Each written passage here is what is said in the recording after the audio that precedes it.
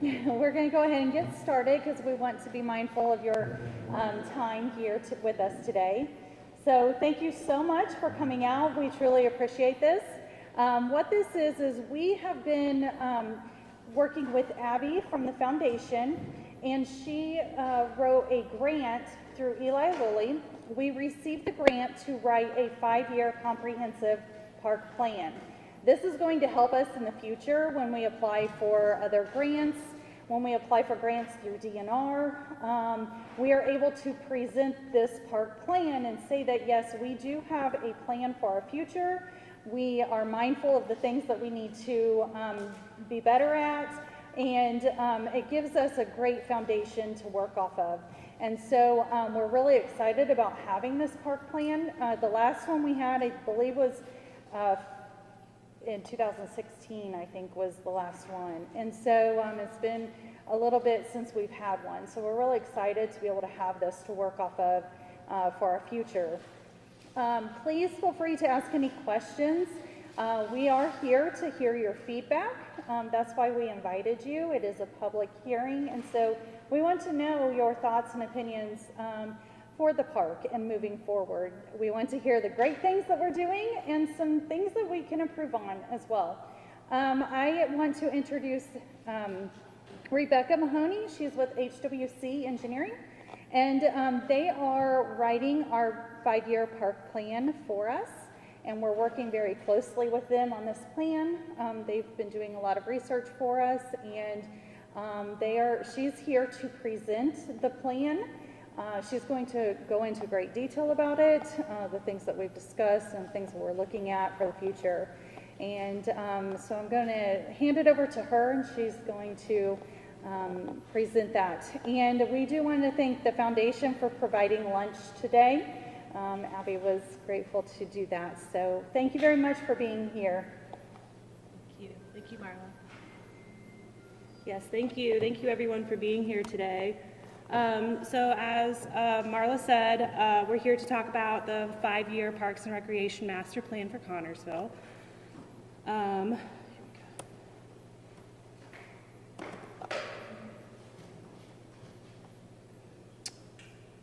My name is Rebecca Mahoney. I'm a project manager and landscape architect with HWC Engineering. I've worked with them for since 2017, so it's been quite a long time now. I've done a lot of parks and recreation master planning throughout the state, as well as splash pads and pools and all kinds of park design, playgrounds design, all throughout the state, and have done many, many parks plans also in my career at HWC.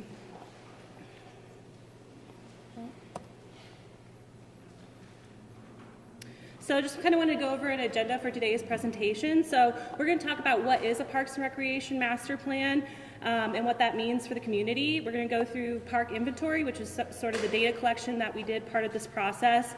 We'll review the public inputs summaries that were received throughout the process. And then we'll go into plan recommendations and then open it up at the end for public comment. But as Marla said, as we're going through this presentation, if you have a question or want to comment on something, just raise your hand and we can interrupt the presentation and kind of talk through things as well. Or you can hold them to the end and we can address things at the end as well. So what is a Parks and Recreation Master Plan? So it's a written framework for future action that acts as a guide for sensible facility, program, and service development for the Parks Department and the city.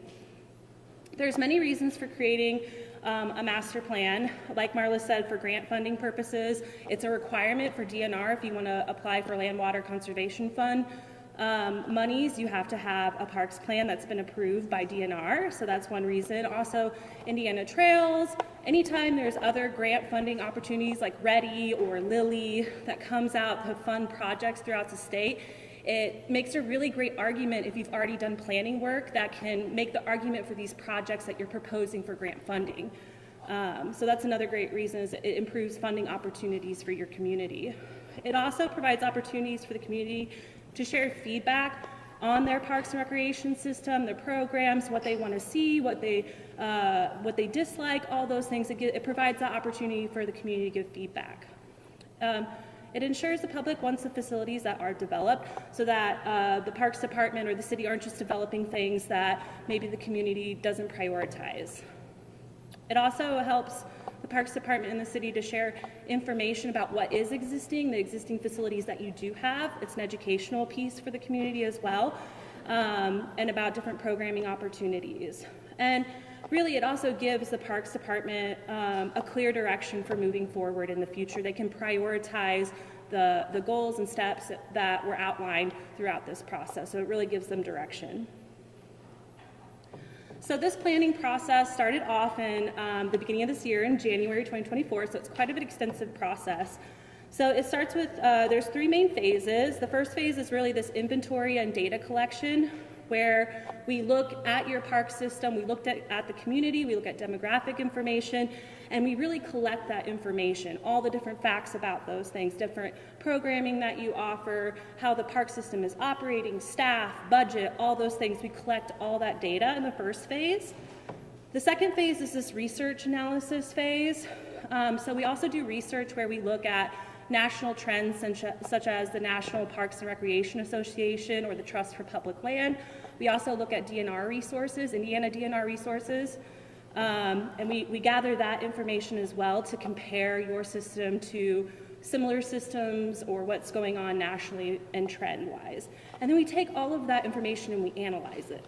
So those are kind of the first 2 phases that happen, like I said, between January and summertime, it's summer. And then we kind of started on phase 3, which is the phase that we're in now, which is we bring all that together and create some results and recommendations. So that's what we're doing today, is we're presenting the results of the planning process and the recommendations that came out of this as well. So we'll just dive into park inventory. So this is, we did an extensive inventory about each park in your system. We look at park acreage, we look at miles per trail that you have, what types of surfaces are those trails, we look at your sports courts, what kind of condition are those in, and we take all of that information in and just gather it in a place and analyze it as well. So just to understand what you currently have, and like I said, how those compare to national trends. So just some quick snap points. So your total park acreage for your park system is 218.8 acres, which is astounding for a community of your size. You guys are not deficient in park acreage, which is amazing. You have 2.5 miles of walking trail. That includes the Nickel Plate Trail as well as the nature trails at John Connor Park. And then we have 8 playgrounds, 6 baseball fields. We have 8 pickleball courts and 10 soccer fields, and there's much, much more, but we're not going to go into all the details about that today. And then the public input process, like I said, it's pretty extensive actually, and those requirements actually come from DNR, what we have to do. So we had a public survey that went out. We had stakeholder interviews. We had a public meeting earlier in the process, and then we also have this public meeting. And then all of that input is gathered and summarized and included into the plan, and it guides the recommendations for the future. So we're going to go over the stakeholder interview summaries. So we held a group stakeholder interview in early June. There was a total of 8 people who attended, who represented local businesses, universities, community foundations, councils, and local park users. The attendees had an opportunity to talk about different strengths, weaknesses, opportunities within the park system here. And we incorporate that and analyze it to form the goals and objective of the plan. So some of the things that came out of that was Roberts Park is a great community asset. It was a beloved park. It's identified as a main park. The diversity in programming and events that are offered by the parks, especially mentioned programs were included the Summer Discovery Program, the Living Well, Aging Well, and sports programs in the community. And then also another strength was park department staff, park maintenance, and then overall park safety as well was identified as strengths. Some opportunities that were identified was expanding programming and event opportunities to other parks in the system beyond just Roberts Park, improving signage and wayfinding in the parks, improving safety along the trails, expanding the trail network throughout the city, trying to engage the community with the Whitewater River, increasing program at the Roberts Park Amphitheater, and exploring new ways to combat vandalism in the parks. Of respondents were from Connersville or identified as living in Connersville, 46 identified as living in Fayette County, and about 7% of other survey respondents lived in other places in Indiana, or other places in general. We also asked about ADA disabilities, just to understand what the need is in the community. So the survey respondents, there was about 14% that identified as having an ADA disability within your community, about 83% identified as not having one, and 3% preferred not to answer. So from the survey results, the top 5 park facilities identified in the survey was Roberts Park being the #1 facility used, followed by the Nickel Plate Trail, the soccer complex, the Babe Ruth Sports Complex, and then John Connor Nature Preserve. The least used facilities, #1 was Clio Fountain, followed by Long Memorial 2nd Street Park, Offutt's Park, Industrial Park, and then Rivers Edge Park. Top 5 activities, the #1 activity is walking, jogging, and exercise. This is consistent that we see throughout the state and almost in every community, that walking, jogging, and exercise is always identified, or mostly always identified, as the #1 activity for communities. Second was followed by the special events and festivals. People like to spend time with their family and friends at parks. They enjoy the playgrounds and the shelter houses. Some top reasons for people not using the park facilities. #1 reason being outdated amenities, or concerns with park safety or user safety, lack of restroom facilities. Some people identified as using parks outside of Connersville instead, and then maybe just a lack of awareness of what has to be offered in the parks when it comes to park facilities and programming. We also asked some facility rating questions as well, just to gauge how people perceive their facilities are, the condition of them. So we asked about playgrounds in the community. Most respondents consider the play equipment to be in poor condition in your parks. And many of these respondents commented that equipment needs updating and that there are currently some safety concerns with some of the existing play equipment in the parks. For sports facilities, most respondents consider the sports facilities to be in fair condition. A few of the respondents commented that these facilities need updates and just better maintenance.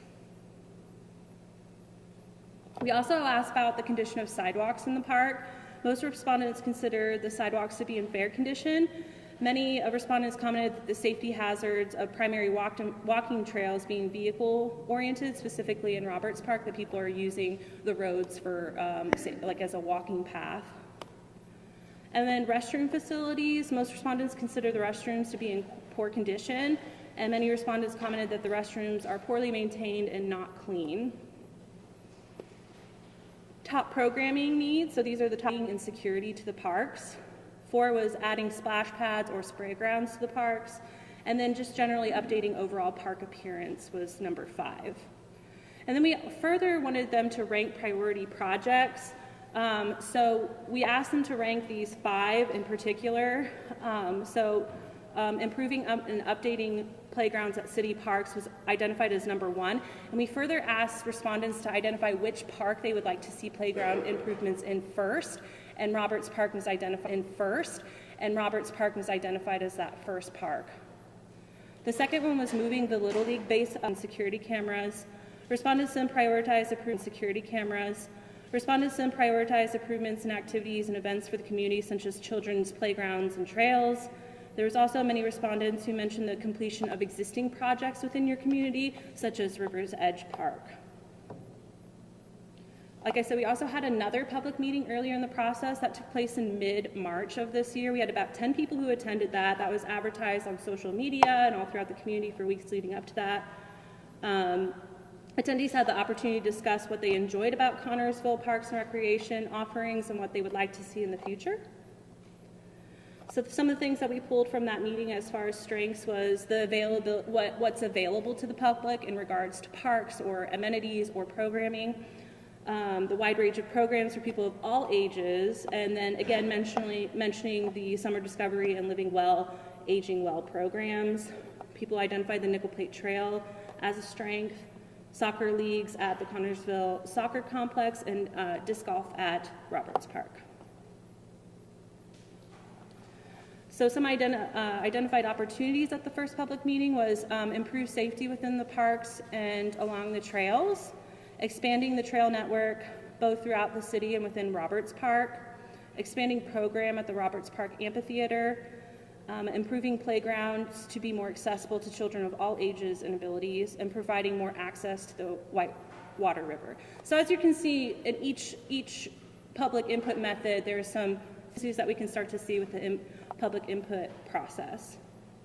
Pedestrian safety due to lack of sidewalks and trails within Roberts Park and throughout the city.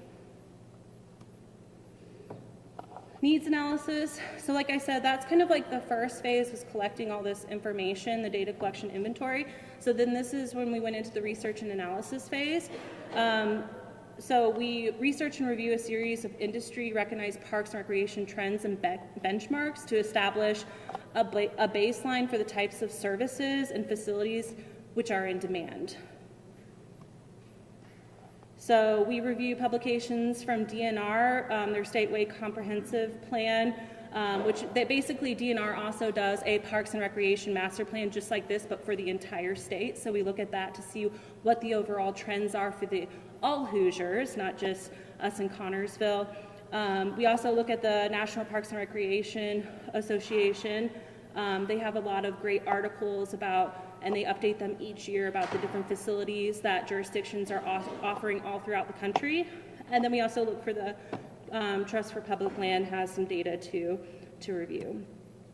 And it's important to say that even though we look at this stuff, we also realize that your community is unique, and there's not this, one-size-fit-all approach for planning. It's just a point to compare to, but something that might be popular in another community might not be popular here, and that's okay. And so you're just looking at a baseline, and your community is unique, and we consider that as we go throughout the process. So some key analysis takeaways was the park acreage and amenities. So like I said, each one has like some benchmark standards. So Connersville Park System has an adequate number of parks and park acreage to serve the community for a population of your size. The most notable surpluses included basketball courts in your system, playgrounds, and pickleball courts. So you guys had surpluses in those. And then even with the surplus in playgrounds, the public survey results indicated playground improvements are still highly desired. So there's some contradiction there, even if you guys have enough. Most notable deficiencies included miles of trails, toddler playgrounds, and skate parks. Staffing, so Connersville Parks is considered understaffed and is in need of 1 new full-time and 2 part-time staff.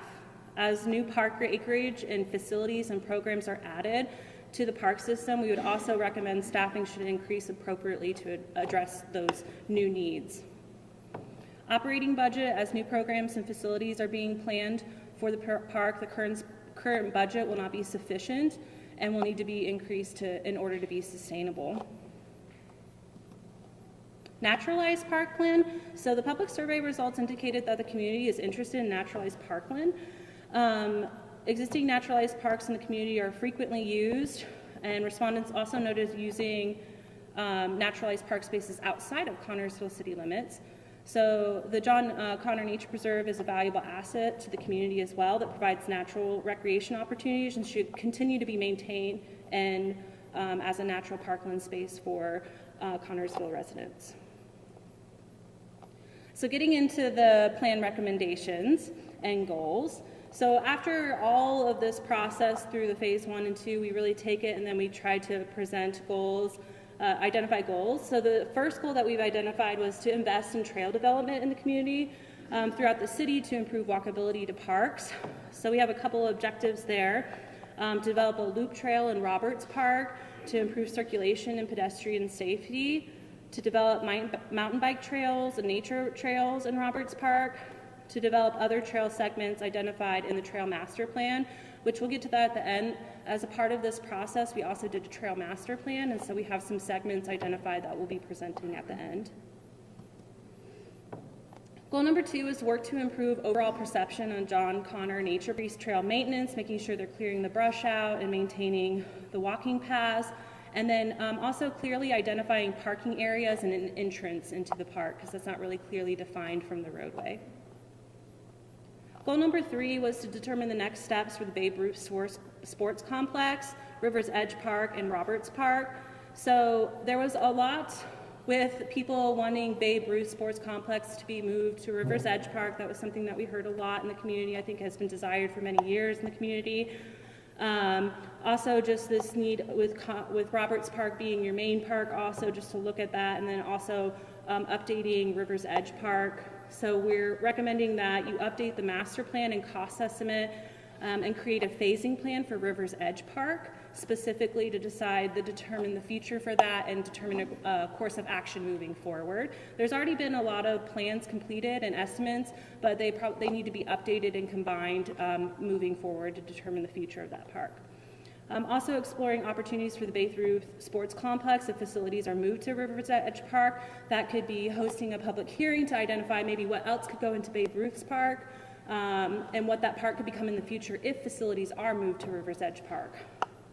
And then also with Roberts Park being like your central main park in the community, we also are recommending a master plan for Roberts Park as well, just to ensure that facilities that are developed within the park in the future are planned well and are organized well for future development of the park.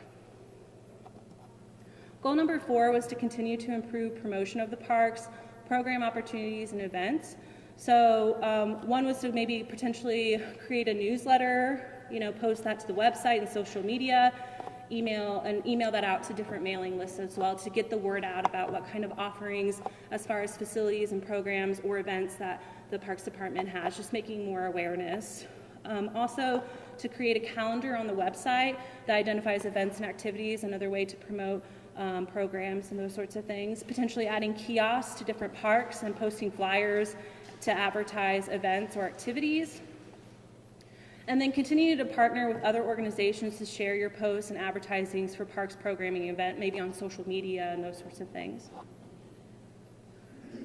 Goal number 5 was to finish existing projects. So there was a number of projects, and what we heard throughout the process was just the desire to see things finished.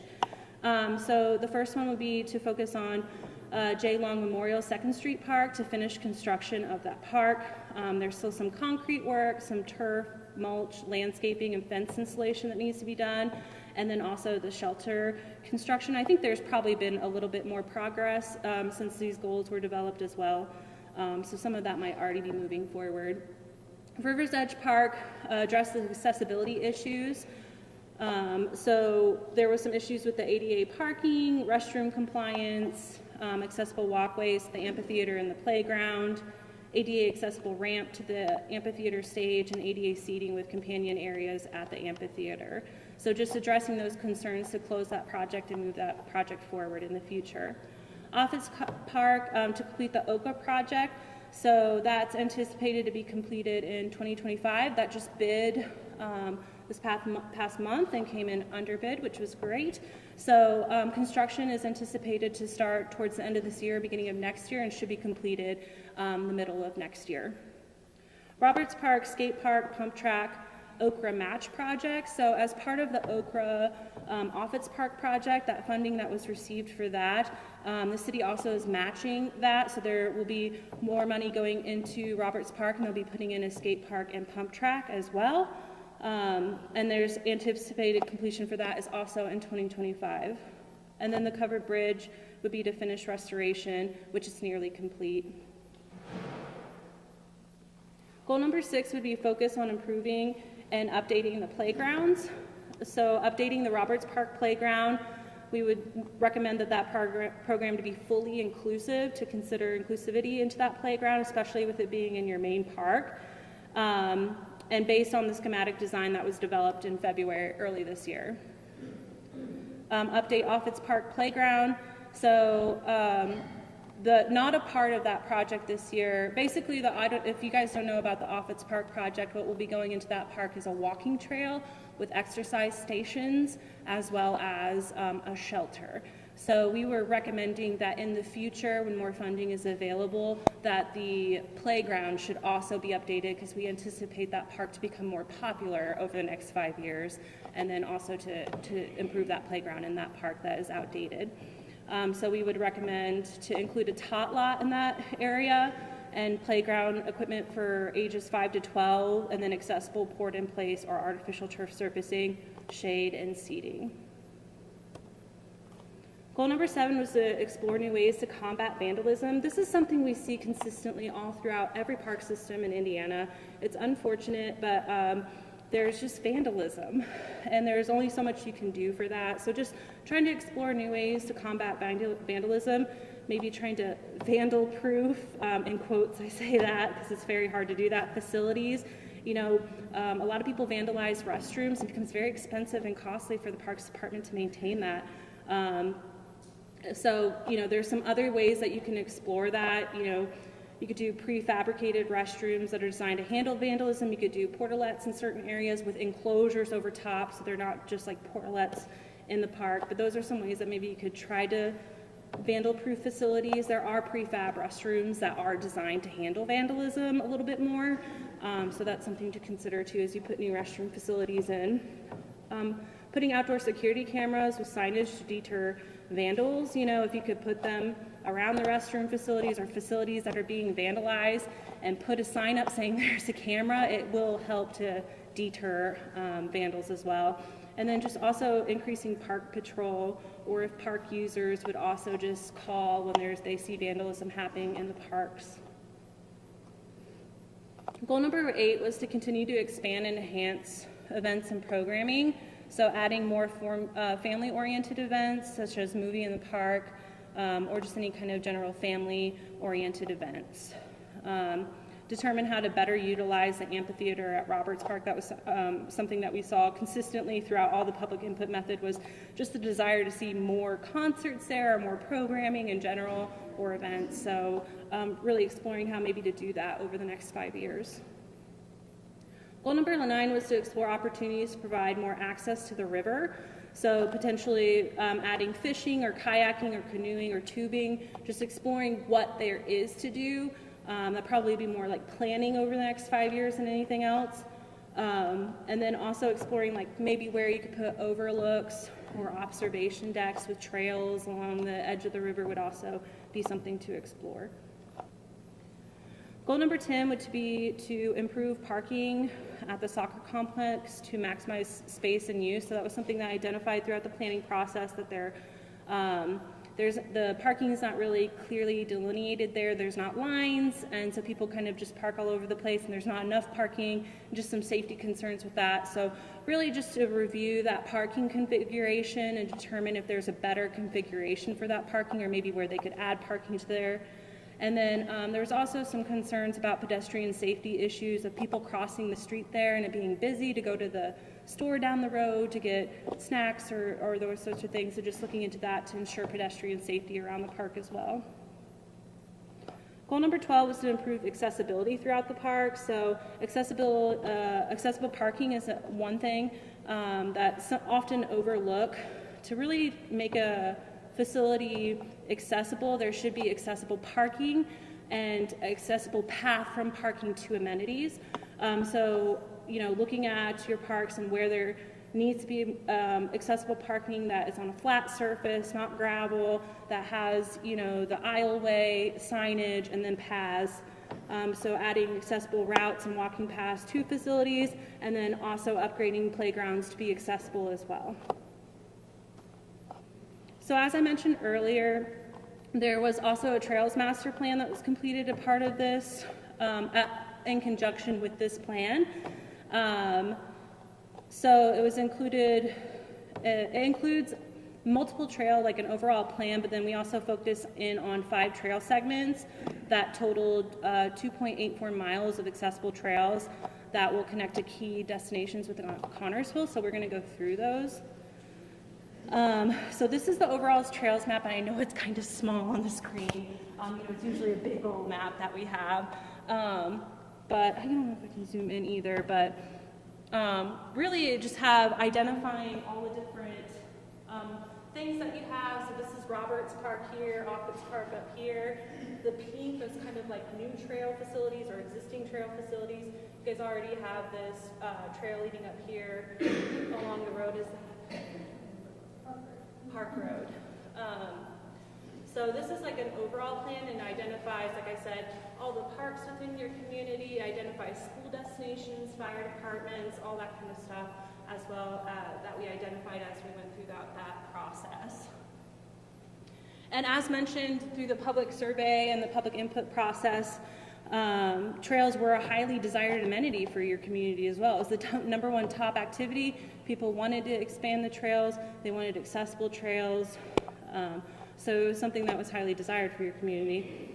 The plan also identified a loop trail within Roberts Park and feature nature trails and bike trails on the east side of Roberts Park, as well as feature trail connections south to John Connor Nature Preserve and Rivers Edge Park as well.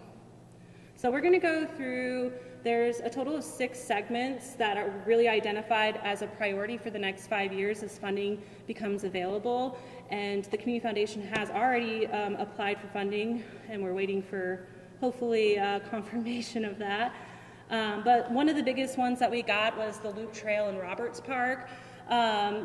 A trail facility by the public survey, so pedestrians, cyclists, and motor vehicles are currently sharing the paved roads in the park, and it causes safety concerns and accessibility issues also. So this project would introduce a 1.2 mile, 8-foot wide asphalt loop trail that extend around the perimeter of the park, providing safe and accessible circulation for park users. So that's what's kind of identified here is this loop trail. And this little blue part is identifying just vehicular rated asphalt for when you have it there at the park so it doesn't destroy the pathway system. The next one, Trail Segment 1, is Robert Park's the Nickel Plate Trail. So how can we connect Roberts Park to the Nickel Plate Trail? We've identified a few routes. You know, with trail planning, it's always a process, and you have to go through figuring that out. So this trail segment would be 0.17 miles long and connects Roberts Park to the Nickel Park Trail. So like I said, there's a couple of different opportunities there where we could provide it along Central Avenue here where you cross Park Road, where there's already an existing crossroad. We have to do some pedestrian safety crossing measures there as well. And then it can continue north along Central Avenue within that right-of-way area and probably maybe narrow the road a little bit. The other opportunity would be to connect down here where you already have the trail in the park and up through the alley here and along 32nd Street to connect to the Nickel Plate Trailhead.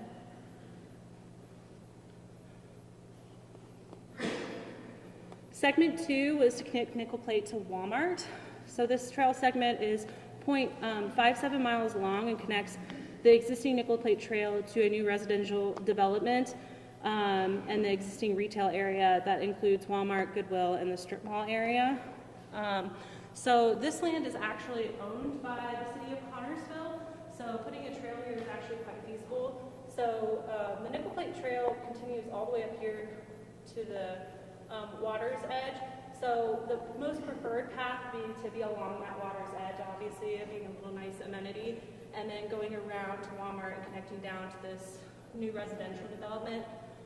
Another one would be to kind of cut down and then cut over here to the development as well, or just cutting straight across would be another option. So we provided a few different routes that could be feasible.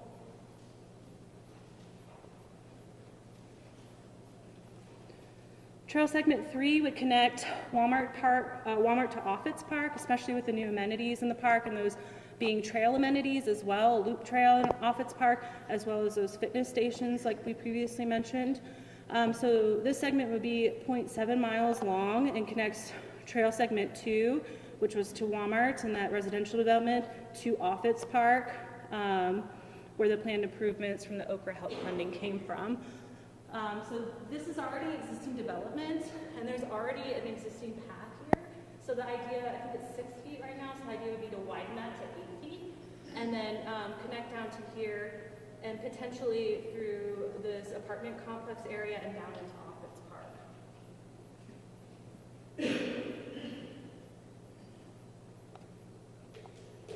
Trail segment 4 would be Roberts Park to Western Avenue.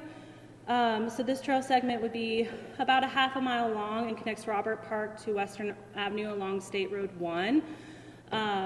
So that would just connect straight across there. And the idea with that would be then the last trail segment would be to connect Western Avenue to 21st Street. And this trail segment would be 0.85 miles long and connects the end of trail segment 4, which went across State Road 1 to the Ivy Tech Community College. And then the idea is that you could take sidewalks to connect back to the road, to the path along Park Road, and have a loop trail and connect all of that with these 5 priority trail segments.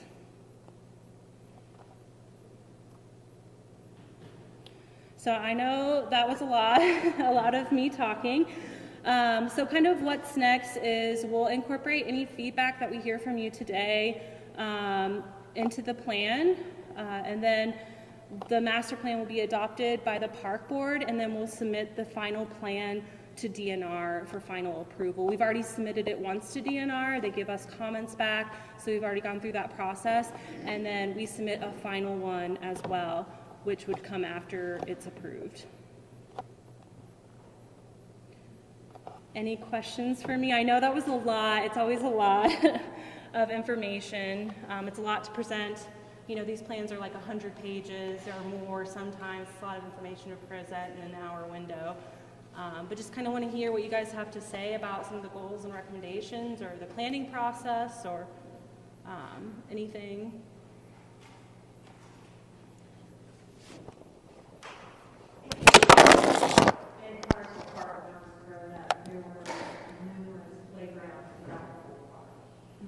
I've noticed that it's down to really one instead of, I live way south of town, I ride bicycles to come play all the different playgrounds. And I've noticed they've isolated it really to one instead of having numerous ones.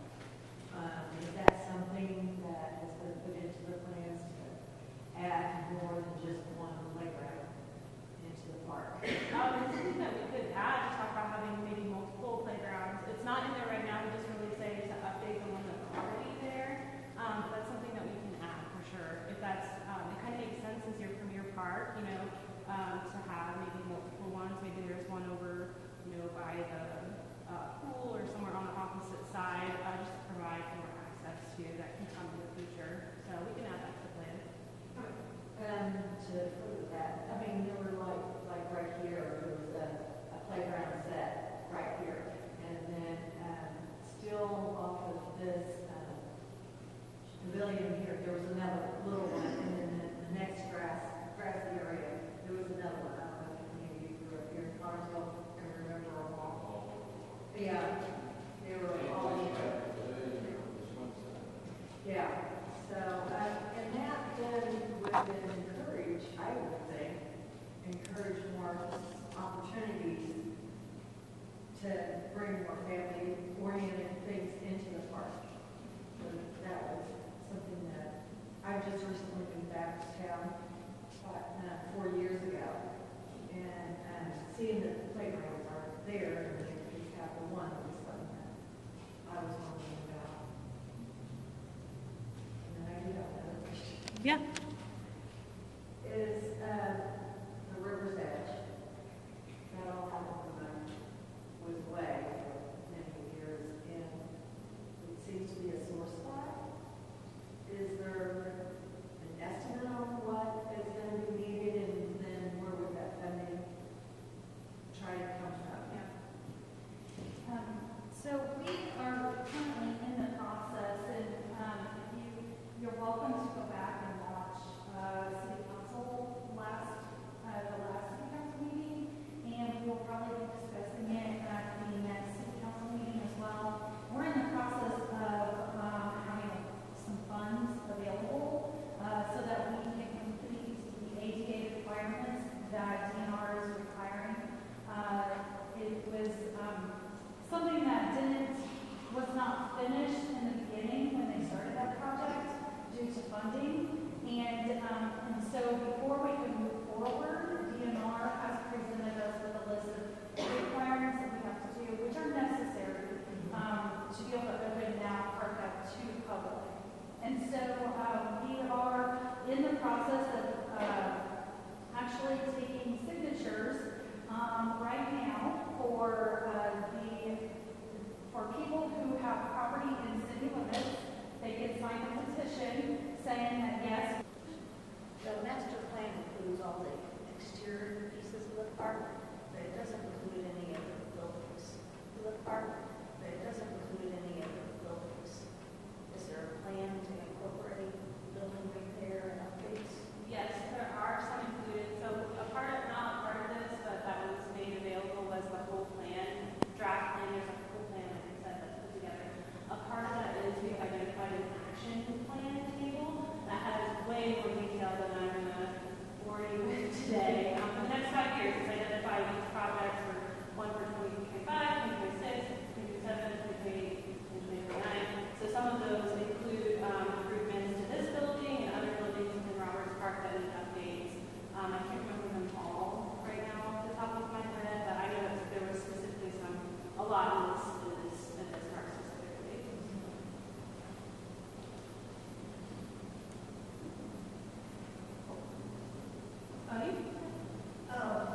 I'm concerned, curious about the trails. The previous park administration, they did, the foundation started called Friends of Trails, how to improve green space trails. I see in the plan, there's expansion of the trails along a lot of roads. And one of the biggest conundrums at the time was just getting people from the park to get over, and that's when they established a path, and there was a little sign, I don't think it's there anymore, that had like family walking, and that's what led you to the alleyway. But I don't think people really enjoy going through the alley to get to the lake. And I think that is an issue, being right along busy intersections to try to get people over Nichols Lake. There was also discussion about connecting Nichols Lake to Cardinal Trail, that leads to Richmond. And I didn't hear any discussion of that. I don't know if that's in the trail master plan, the bigger one. And I know that's monumental task. We were even looking at expanding trails to some city property that was across, Waterloo, across Waterloo. There was some discussion about that, expanding it that way. We had discussions about behind the horse barns. If you go to the south, past those wells, or whatever those things are, I know those are locked down, those are. And, we took the ATV back there, and we kind of went, and it does go down the river, and I think people have made their own trails back there. But that was pretty scenic, and then somebody in the group, I think it was Joel Long, was still alive, talked about how long ago there was a bridge that would cross the river at that spot there at the backside of the park, which was just cool history.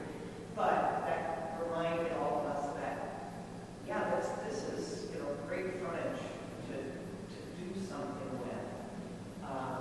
So those were just, I remember ideas that we all talked about, and I just get nervous seeing so much of the trail master plan, including city streets. Yes, and part of that, I think, it's very challenging to connect Roberts Park specifically up to the existing Nichols Lake in an easy way. So I think that, yes, obviously greenways are way more desirable than being along city streets. There is some ways that you can combat that. I think the State Road 1 is just one route, but another one you go straight down and you have more of a buffer there. With it that being along State Road 1, there are other routes identified, just depending on circumstances. There's a lot of unknowns when you're doing trail planning. So like the State Road 1, there be the dot permitting that you have to go through that. So it might not work to actually put that trail segment there. You might need to go a road south, and then you can have more of a tree lawn there, more separation between the road that would make it more enjoyable to provide those connections.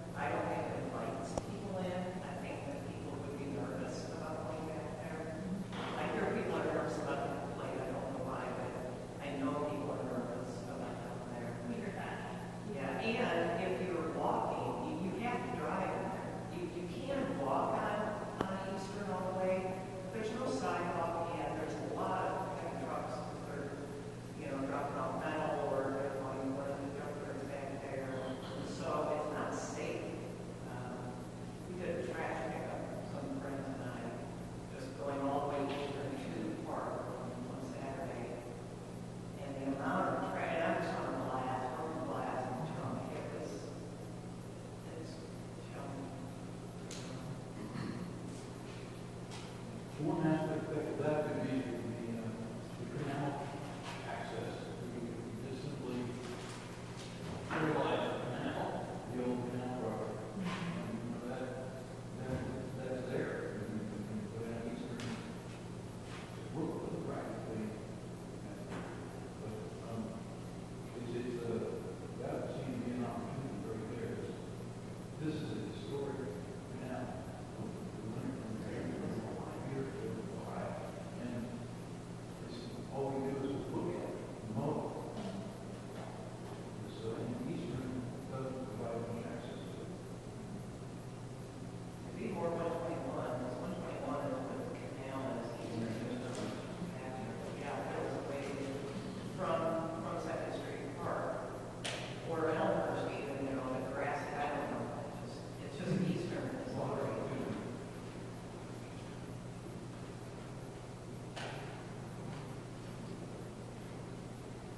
Yeah, we'll incorporate this plan a little bit more about some of the language about the canal. So we already had some of that, potentially having some celebrating markers and signage as well. So we can add some more language about including that for John Connor too. Going on what he said, I don't know if you've ever noticed what Franklin County has done. Franklin County. And just southwest, the canal is now a trail that runs from really Laurel all the way down into Franklin County. Is that right? All the way to Burkeville, sorry. I don't know if this is just strictly for city development or county development or something maybe just to look to see our portion Yeah. as a city. It's, I mean, I was really surprised you went down to the old Cedar Dam. I was surprised that was there, and then now riding 52, you see it. We've been all the way down there, which is beautiful. Yeah, and, trails are a common discussion in meetings that I have and that the mayor's a part of, and we are listening and we're seeing what people are wanting, and eventually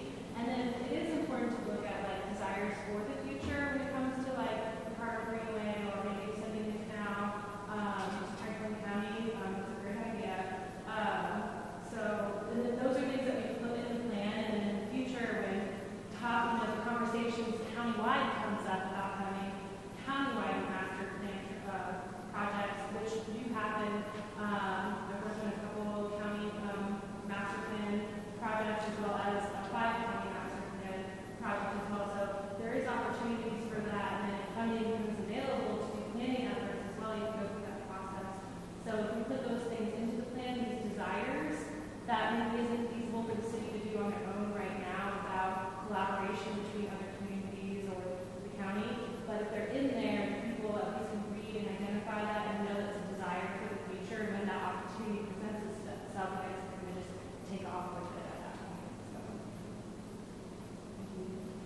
Was there ever any thought about extending the western end north up to the Walmart area, have that train so that there are is that true?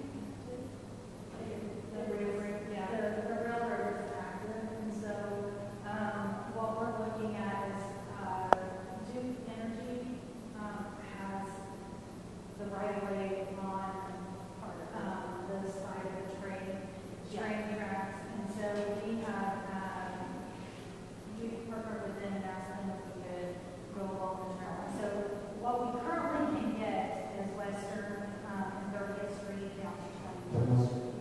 So once we have that, people are seeing what we're doing, then hopefully that will open up for future expansion of it. Yeah, and then it's just, especially with railroad, it's just a lot more permitting efforts because you have pedestrian safety, rail safety in mind. Just working with rail companies and corporations to get approved permitting to allow trails to go and also railroad crossings and signaling.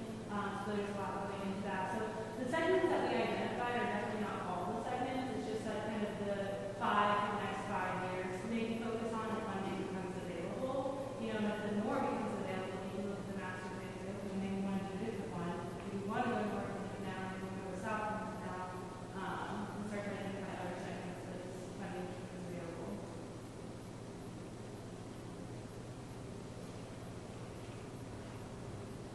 Question on the Western Avenue.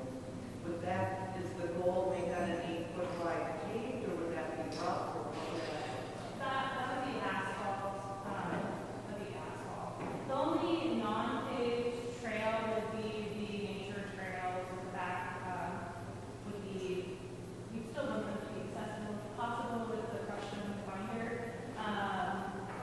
But those would be the only ones that would be like a rock surface. Otherwise, they're all asphalt. They put asphalt trail. Well, one concern, and, I've voiced it before, but probably, I have added on it, on the site light, and one thing that really bothers me on Western is the sewers are low. If you don't know they're there, you will connect them. And if you're going to put a trail over there, and then people are going to cycle, bike over there, or use that at all, may not be better than the road. And I know there has been, every once in a while, I hear somebody, I propagate Navi about it quite a bit, about putting in bike lanes. I don't know that a road's wide enough to really accommodate bike lanes, but I told Gabe, those sewers are a super